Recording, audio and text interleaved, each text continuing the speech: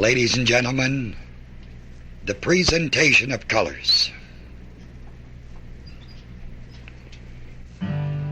I am proud of my country's heritage, living on freedom's soil. Brave men have gone before me here, unafraid to pray and toil.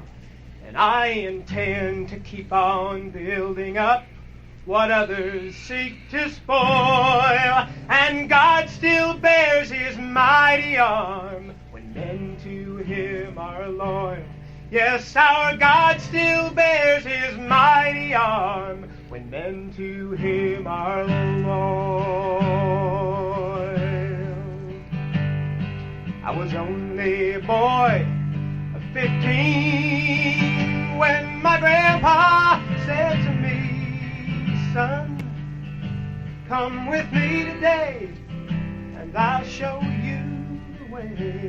This country of yours was won." So we drove out Washington County, Route 76, Ohio.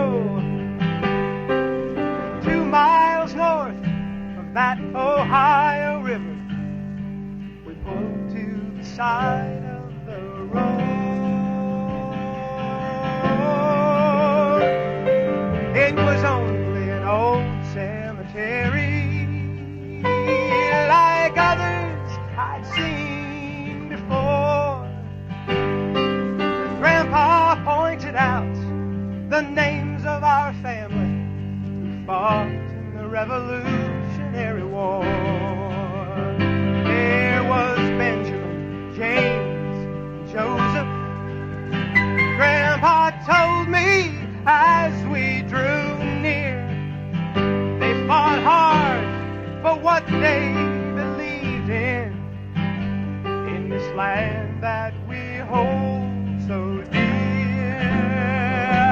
And I'm proud of my country's heritage, living on freedom's soil. Brave men have gone before me here, unafraid to pray and toil. And I intend to keep on building up what others seek to spoil. And God still bears his mighty arm when men to him are loyal.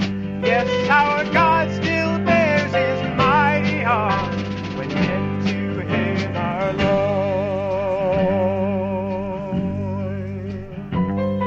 Well, the sun shone hot on the wheat field as we drove on back home to the farm. I looked out at the land and I thought of the stand that was taken in those times of alarm, when our country was yet a young nation and her call to serve rang through the land.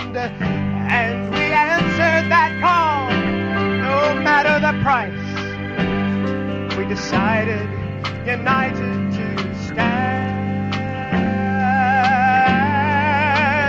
Do you hear that? The call to serve ringing. God calls out his born-again son. Do you see now the power of God's spoken word is much greater than cannons or guns? With God's word on our lips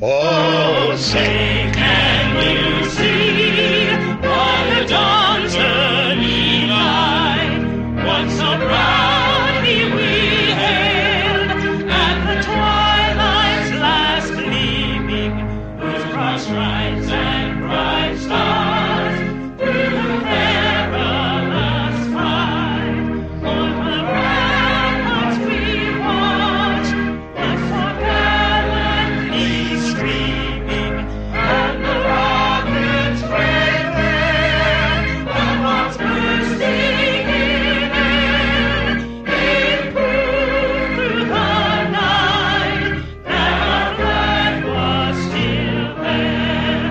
Oh, say does that star-spangled banner yet wave o'er the land of the free and the home of the brave? at least once a week since last October, I've had the privilege of writing an article in the St. Mary's Evening Leader, just expressing some of the things that I felt in my heart. This past Thursday, I wrote about Memorial Day, and tonight I would like for one of our military men to read that article to you. Memorial Day is always a deep soul-searching day for me because I think of the call of God in comparison with the call of our country.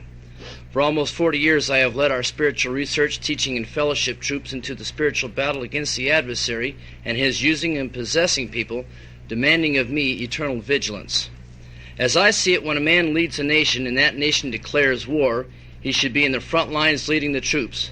So should his cabinet and all the senators and representatives who declared the war. If they are smart enough to declare it, they are smart enough to lead it. By the way, if an American citizen likes another country better than ours, for instance, communist Russia, better than the Republic of the United States of America, our tax dollars should buy that individual a one-way ticket with no return. The following letter will show you the heart of one man, although there are thousands like him in our beloved country. Dear Dean Ellenwood, your song Freedom's Soil is the first statement by anyone that has made me feel that all the time, blood, sweat, and tears I left in Vietnam were worth it. I spent 1965 to November of 1968 in Vietnam. I am a Navy hospital corpsman medic, still on active duty. I took care of the wounded Marines in Vietnam and was with them right up in the front lines. I saw firsthand death and destruction men inflict on each other. I was in the Tet Offensive of 1968 and was wounded, shot through the chest. 45 days later, during the evacuation of Quezon, I was wounded again by shrapnel exploding from a North Vietnamese rocket. Either one of these wounds could have been fatal, but it is by God's mercy and grace that I am alive. God knew that I would be coming to this city in August of 1979, and that 3 days after I got here I would go to a Twig Fellowship and sign up for the Power for Abundant Living class the same night.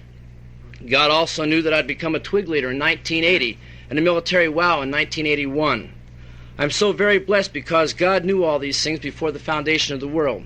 During the evacuation of Quezon in 1968, I was brought a medical kit that was from a North Vietnamese.